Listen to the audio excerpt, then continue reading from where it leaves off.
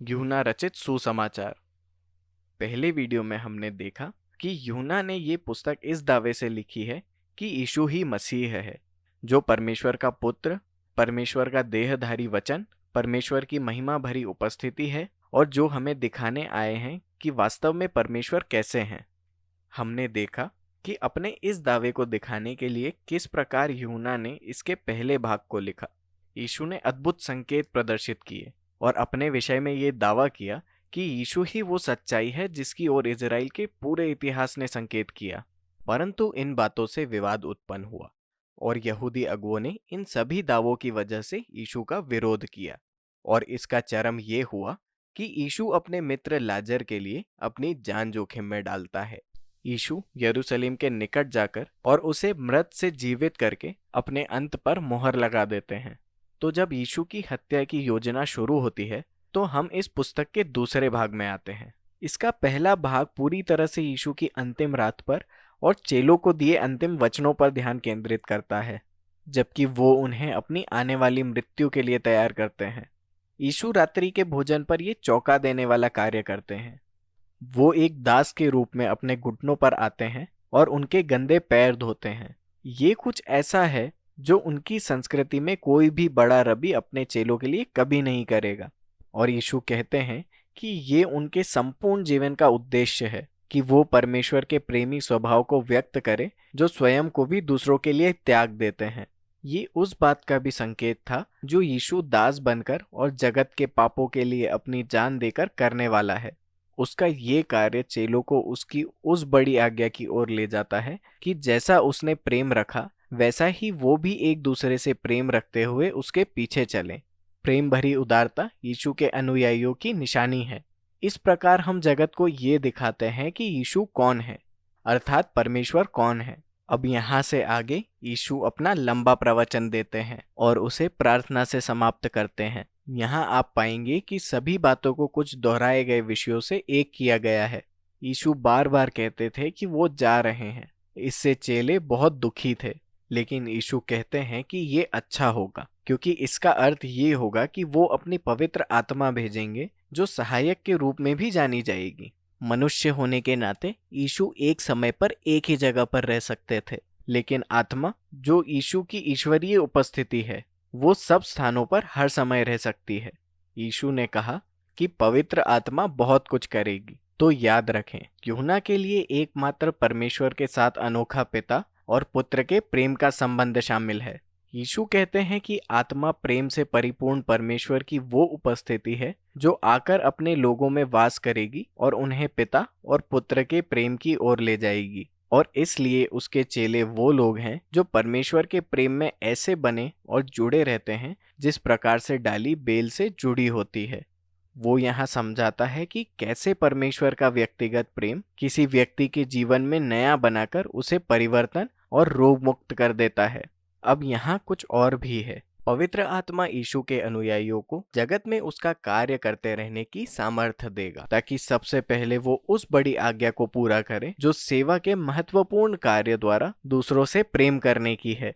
लेकिन यीशु कहते हैं कि कार्य ये है कि हम सत्य की गवाही दें और उन स्वार्थ और पाप से भरे तरीकों को नाम लेकर सामने लाएं जिनके आधार पर हम एक दूसरे के साथ व्यवहार करते हैं, और ये भी घोषित कर सकें कि परमेश्वर ने यीशु में होकर जगत को बचा लिया क्योंकि वो उससे प्रेम करते हैं। उसने फिर से मनुष्य बनने का नया मार्ग खोला। फिर यीशु भविष्यवाणी करता है कि उसका विरोध होगा, और जैसे यहूदी अगुओं ने उससे बैर रखा है वैसे ही यीशु के अनुयायी भी सताए जाएंगे। लेकिन उन्होंने उनसे कहा कि डरो मत, क्योंकि मैंने पहले ही संसार पर जय पा ली है। अब यहाँ विजय से यीशु का क्या तात्पर्य है वो कुछ नहीं कहते, लेकिन ये बात हमें इस पुस्तक के अंतिम भाग की ओर ले जाती है। यहाँ यूहन्ना ने हमें ये बताया है कि विजय कैसी होती है। यहूदी अगुओं ने यीशु और उसके चेलों को पकड़ने के लिए सैनिक भेजे, और जब सैनिकों ने पूछा यीशु कौन है तो उन्होंने कहा मैं हूँ, और वो पीछे की ओर गिर गए। अब ये यूहन्ना की उत्तम लेखन कला है।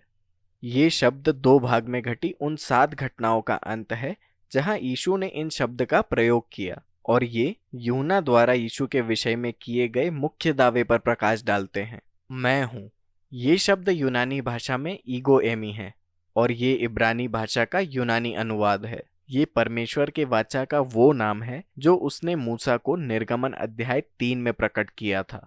इसे कई बार यशायाह की पुस्तक में भी दोहराया गया और यूहन्ना ने बड़े योजनाबद्ध तरीके से अपनी कहानी में उन 7 घटनाओं को रखा जहां यीशु ने कहा मैं हूं, और फिर उसके बाद कई चौंका देने वाले दावे किए। जीवन की रोटी मैं हूं, जगत की ज्योति मैं हूं, भेड़ों का प्रवेश द्वार, अच्छा चरवाहा, पुनरुत्थान, मार्ग, सत्य और जीवन, सच्ची दाखलता। और यूहन्ना ने ऐसी 7 अलग अलग कहानियों को रखा जिसमें वो मुख्य क्षण थे जब यीशु ने बस कहा मैं हूं, जो उसके ईश्वरीय नाम की प्रतिध्वनि थी। इसलिए यहाँ सब यीशु को पकड़वाए जाने का वर्णन है। तो ये इन सब का चरम है, क्योंकि यहाँ यीशु अपने ईश्वरीय नाम को और अपने सामर्थ और विजय को ठीक रीति में उस समय प्रकट करता है जब वो अपनी जान देने को है। इसके बाद यीशु पर बड़ा मुकदमा चला, क्योंकि उसने परमेश्वर का पुत्र और इजराइल का राजा होने का बड़ा दावा किया था। पहले महायाजक के सामने और फिर रोमी गवर्नर पिलातुस के सामने, जो इस बात को बड़ी गंभीरता से लेता था। यदि किसी व्यक्ति पर यह दोष लगाया गया हो कि वो इजराइल का राजा होने का दावा करता है और यीशु पिलातुस से कहता है कि मेरा राज्य इस संसार से नहीं है, इसका अर्थ है कि वो राजा है और उसका राज्य इस संसार के लिए है। लेकिन ये बिल्कुल अलग तरह की बात है। ये उसके सामर्थ और महानता की नई परिभाषा है। इसमें से कुछ भी इस जगत से लिया नहीं गया, बजाय इसके उन्हें परमेश्वर के स्वभाव द्वारा परिभाषित किया गया है, जिसे यीशु ने अपने विपरीत राज्य के रूप में दिखाया, जिसका खुलासा क्रूस द्वारा किया गया। ये एक ऐसा स्थान था जहां जगत के सच्चे राजा ने पाप और बुराई को स्वयं पर जीत दिलाकर उन्हें हराया। स्वयं को त्याग करने वाले प्रेम के द्वारा यीशु ने इस संसार पर विजय पाई। उसके बाद यीशु के शरीर को कब्र में रखा गया, जिसे मुहर लगाकर बंद किया गया, और सप्ताह के पहले दिन मरियम और बाद में अन्य चेले आए और उन्होंने कब्र को अजीब तरीके से खुला हुआ पाया और देखा कि वो खाली है। और तब मरियम अचानक ही यीशु से मिलती है। वो मरे हुओं में से जी उठा है। अब यीशु का पुनरुत्थान हमें यूहन्ना रचित सुसमाचार के 1 और 7 के ढांचे से जोड़ता है। तो अब फिर से गलील के काना के विवाह समारोह में जाते हैं, जब यीशु ने पानी का दाखरस बनाया था। यूहन्ना ने हमसे ये कहा कि ये यीशु द्वारा दिखाया गया पहला चिन्ह था। वो दूसरे चिन्ह को भी बताता है, जब अध्याय 4 में बीमार लड़के को ठीक किया था। उसके बाद यूहन्ना आपको लगातार गिनवाता है। यदि आप ध्यान दें तो 6वां चिन्ह लाजर को कब्र से जिलाने का था, जो यीशु ने अपनी जान को जोखिम में डालकर दिखाया। और इस तरह से ये सारे चिन्ह 7वें और सबसे बड़े चिन्ह की ओर इशारा करते हैं, जो कहानी का चरम बिंदु है। स्वयं यीशु का मरे हुओं में से पुनरुत्थान ये यीशु के उस दावे को साबित करता है कि वो परमेश्वर का पुत्र है, जो संपूर्ण जीवन का रचयिता है और जिसके प्रेम ने स्वयं मृत्यु को हरा दिया। खाली कब्र के बाद यीशु सारे चेलों से मिलते हैं और जैसा उन्होंने वादा किया था, ये पवित्र आत्मा भेजकर उन्हें अधिकार देते हैं ताकि पिता के द्वारा उसे दिया गया कार्य चेले आगे बढ़ा सके। इसके बाद ये पुस्तक एक उपसंहार से समाप्त होती है, जो संसार में यीशु के चेलों के द्वारा जारी किए कार्य को बताता है। फिर उनमें से कई मछली पकड़ रहे थे पर कुछ भी ना पकड़ पाए। तब यीशु किनारे पर उनसे मिलते हैं, पर चेले उन्हें पहचान नहीं पाते और वो उनसे कहते हैं कि नाव की दूसरी ओर जाल डालो। और जब उन्होंने उसकी आज्ञा मानी तो बड़ी मात्रा में मछलियां पकड़ी और केवल तभी वो पहचान पाए कि वो यीशु है। अब यहाँ पर यूहन्ना यीशु के चेलेपन का चित्रण प्रस्तुत करते हैं। यीशु के अनुयायी इस संसार में तभी प्रभावशाली होंगे जब उनका ध्यान सही मायने में अपने काम पर नहीं, बल्कि यीशु की आवाज सुनकर उसकी आज्ञा मानने पर हो। केवल तभी वो अपने जीवन में उसे कार्य करता हुआ देखेंगे। इसके बाद यीशु पतरस से बात करते हैं और यीशु के अनुयायियों को एक अद्भुत अगुवे के रूप में अपने कार्य को करने की आज्ञा देता है, ये बताते हुए कि उसे भी अपने प्राण एक दिन गंवाने हैं। लेकिन पतरस से अलग कहानी के अंतिम क्षण में ध्यान सुसमाचार के लेखक की ओर जाता है, वो चेला जिससे यीशु प्रीति रखता था।